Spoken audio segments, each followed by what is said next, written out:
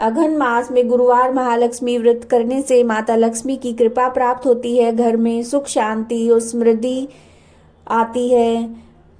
पद्म पुराण में ग्रस्त जनों के लिए इस व्रत को बताया गया है। इस व्रत में पति पत्नी दोनों मिलकर पूजा कर सकते हैं और व्रत रख सकते हैं। आइए महालक्ष्मी व्रत की जो कथा है उसे ध्यान पूर्वक सुनिए। इस कथा को पढ़ने से और सुनने से दुख और दरिद्रता का नाश होता है और माता लक्ष्मी की कृपा प्राप्त होती है। घर में सुख संपत्ति और ऐश्वर्य की प्राप्ति होती है और मन की सारी इच्छाएं पूर्ण होती हैं। सौराष्ट्र में एक भद्रश्रवा नाम के एक राजा थे। वो बड़े ही पराक्रमी थे और 4 वेद, 6 शास्त्र और 18 पुराणों का उन्हें ज्ञान था। उनकी रानी का नाम सूरज चंद्रिका था। रानी दिखने में सुंदर और सुलक्षणा थी, पतिव्रता थी। उन दोनों को 7 पुत्र और उसके बाद एक कन्या का वरदान मिला। कन्या का नाम श्यामबाला था। एक बार महालक्ष्मी जी के मन में आया कि जाकर उस राजा के राजप्रसाद में रहे। इससे राजा को दुगनी धन और दौलत की प्राप्ति होगी और वह इस धन दौलत से अपनी प्रजा को और सुख दे पाएगा। गरीब के घर अगर रहे और उसे धन दौलत प्राप्त हो तो वह स्वार्थी की तरह केवल अपने ऊपर ही खर्च करेगा। ऐसा सोचकर श्री महालक्ष्मी जी ने एक बूढ़ी ब्राह्मण की स्त्री का रूप धारण किया और हाथ में लाठी लेकर लाठी के सहारे रानी के द्वार पर पहुंची। यद्यपि उन्होंने बूढ़ी औरत का रूप धारण किया था, लेकिन उनके चेहरे पर एक तेज था। उसे देखते ही एक दासी सामने आई और उसने इनका नाम, धाम और धर्म पूछ डाला।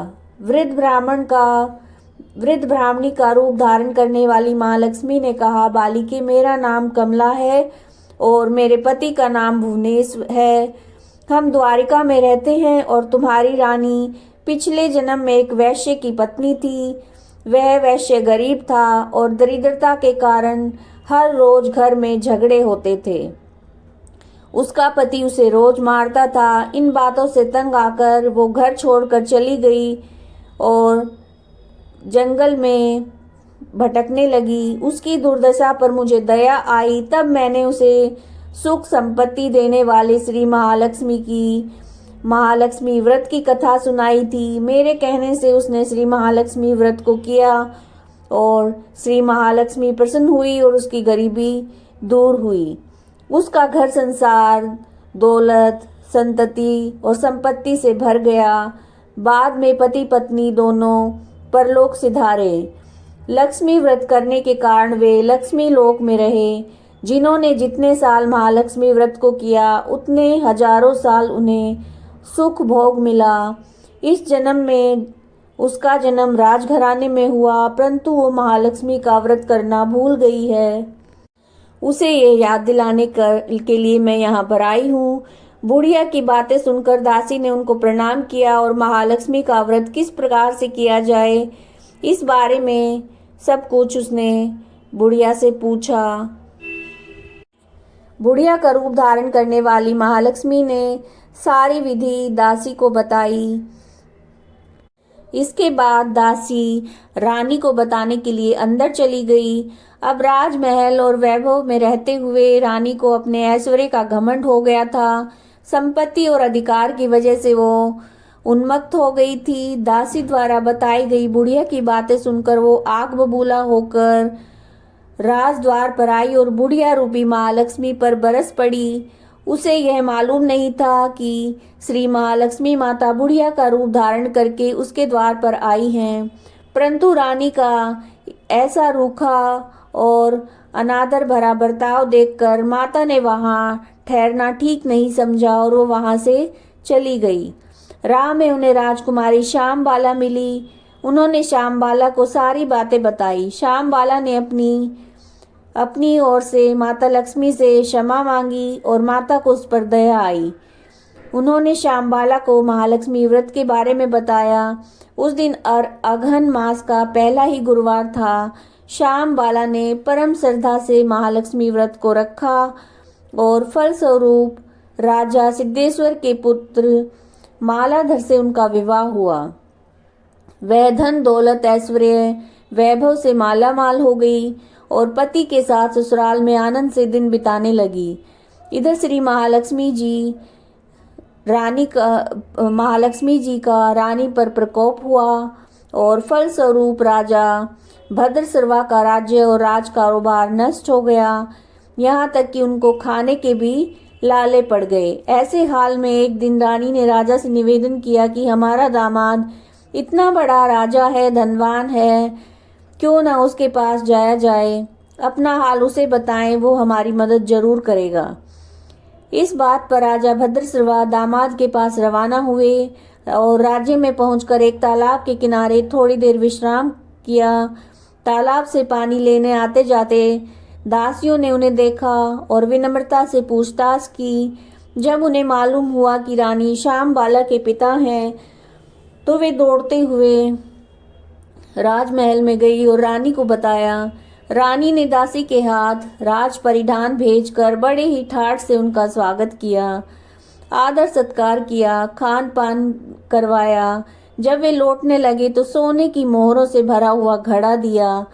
राजा भद्रसर्वा जब वापस लौटे तो उन्हें देखकर रानी सूरज चंद्रिका बहुत खुश हुई और उन्होंने सोने की मोहरों से भरे हुए घड़े का मुंह खोल दिया। लेकिन जैसे ही घड़े का मुंह उसने खोला तो जो धन था उसमें वो कोयले में बदल चुका था।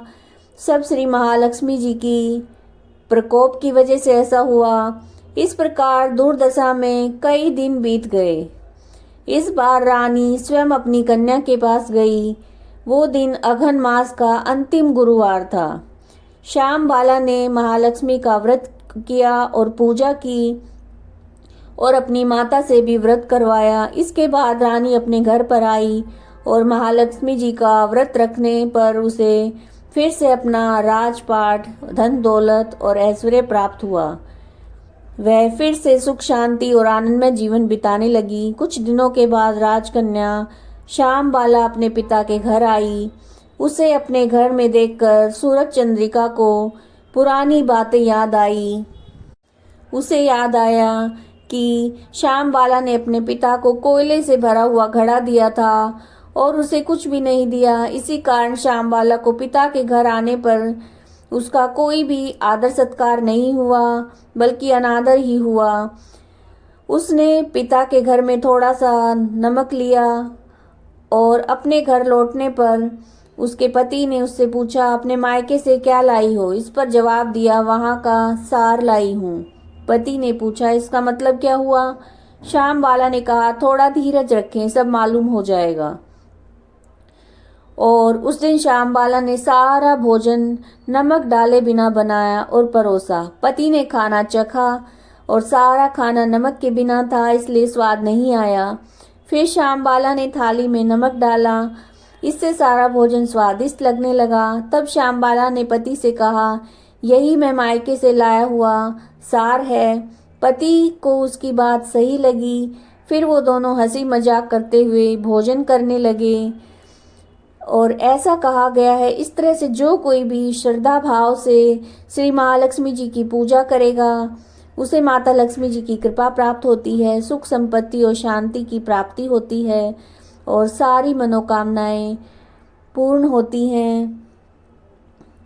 परंतु यह सब प्राप्त होने पर माता की पूजा को कभी भूलना नहीं चाहिए। हर गुरुवार को व्रत पाठ अवश्य करना चाहिए और इसी तरह श्री महालक्ष्मी की महिमा भक्तों की मनोकामना पूरी करती है।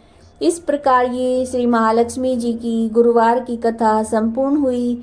माता लक्ष्मी हम सब पर कृपा करें। जय माँ लक्ष्मी जी की।